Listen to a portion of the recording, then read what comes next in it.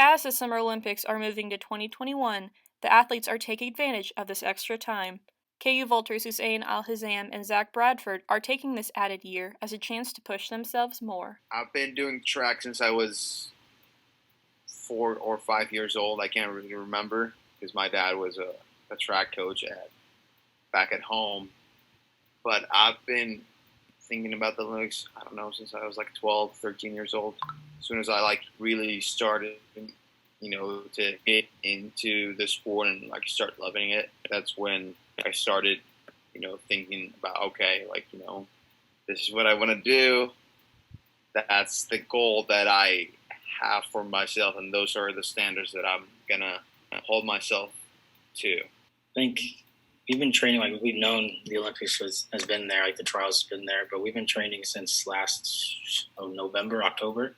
So we've been prepared for it. We've been getting ready for it. But, just when the season was ended, I was still progressing, getting higher heights every meet that I was going to. So I'm really excited to see what will come out of this. We're supposed to be in mid-season right now. So you don't really want to push your body too hard, because if you do that, then you're gonna get burned out mid-January next year, which you don't want to do. There's no real meet coming up that we know of yet, so it's kind of a lot of rests and restarting and building a strong base with lifting and running and conditioning. Not a lot of vaulting, because that'll wear my body out in the long run. So it's kind of just taking these small steps and kind of perfecting what I'm doing. Last year at this time, I dislocated my ankle. Things going on right now, and with the 1 year postponed, now I have a little bit more time to kind of get used to my new body and my new foot, if that makes sense. Instead, what I've been focusing on is, getting my mental health back again. By running a lot, I found that, to work for me super well.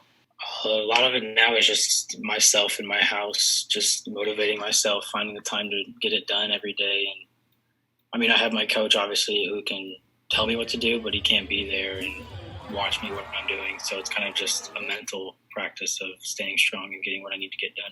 I think if the quarantine didn't happen, I would have qualified to the Olympics, but it would have been a little hard. I think I could have qualified. What held me here in KU, when I came to KU, it changed my mind, and now I know what it takes, if that makes sense. I know what are the standards that I have to hold myself to.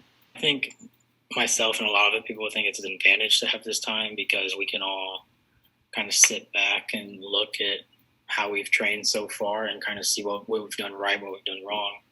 And we can kind of take this extra time to perfect all the little things and become out as perfect as we can.